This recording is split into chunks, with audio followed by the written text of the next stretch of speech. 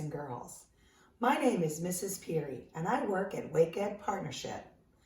This morning, I am your partner for Partners Read, and we are going to read and learn about Amelia Earhart. This book was written by Caroline Crossan Gilpin. Amelia Earhart. Amelia Earhart. Who was she? Airplanes were new in the 1920s. People mostly traveled by car or boat or train. But Amelia Earhart dreamed of flying. Amelia was one of the first women pilots. Pilots, boys and girls, are a person or people who fly in airplanes. She was known all over the world. She did many things women had never done before. Growing up, Amelia Mary Earhart was born on July 24, 1897. This is where she was born. She grew up in Atchison, Kansas. She had a sister named Muriel. The girls played football and fished. They read books and collected bugs. Back then, girls wore long dresses, but Amelia's mother made them play suits. Then they could run and play like the boys. Amelia said, "I believe that women have as much courage as men." Amelia's family moved a lot. She went to many different schools. Amelia made friends early. She enjoyed making people laugh. When Amelia grew up, she worked as a nurse. Later, she worked at a center that helped poor children. The children loved her. And here is Amelia helping poor people. And here she is in her nurse's uniform. A love of flying. When Amelia was 23, her father took her to an air show. She took a short ride in an airplane that day.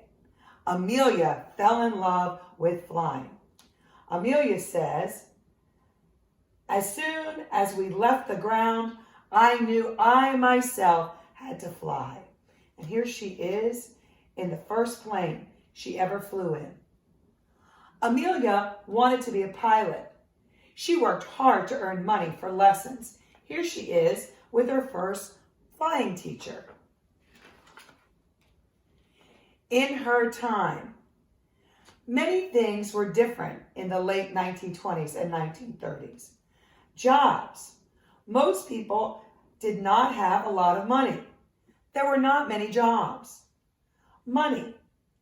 A stuffed teddy bear cost 98 cents. The radio. People did not have TVs in their homes. Most people listened to the radio. Fun. Most people played games for fun. Cars. Cars were much slower than they are today. They couldn't go very far either. Women. Finding jobs was harder for women than for men. Some people thought women should not work outside of the home. Setting records. Amelia always tried to do better. She flew fast. She flew high.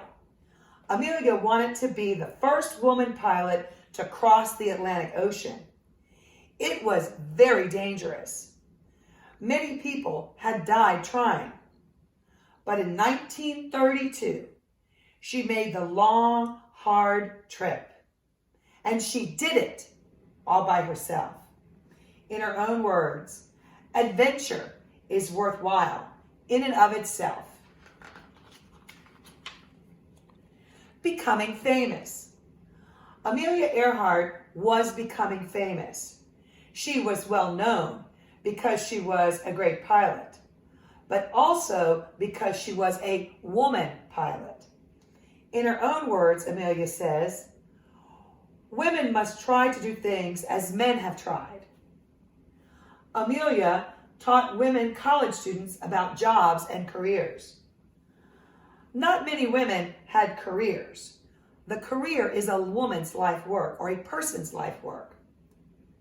Not many women had careers in the 1930s, but Amelia did. She told women they could have careers too. Amelia wrote books about her flying career. She gave speeches all over the country. In 1933, she was invited to the White House. Amelia became friends with Eleanor Roosevelt, President Franklin Roosevelt's wife. She took Mrs. Roosevelt for a ride in her plane. Mrs. Roosevelt wished she could be a pilot too. Here is the White House, boys and girls. And here is Mrs. Roosevelt with Amelia. An American hero. Amelia got many awards and medals. She spoke to college students about aviation. Aviation, boys and girls, is the world of flying and airplanes. People everywhere wanted to be like her. Amelia was not afraid to try new things, and she never gave up. She was a hero to Americans. Amelia helped test the first parachute. Amelia was the first woman to get this medal. It is the U.S. Distinguished Flying Cross. Here are some fun facts about Amelia. 1. Amelia drank hot cocoa and ate oranges on her plane trips. 2. Pilots used to be called aviators.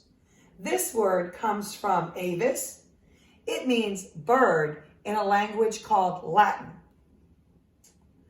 Amelia married George Putnam in 1931. He published books. He helped Amelia with her career.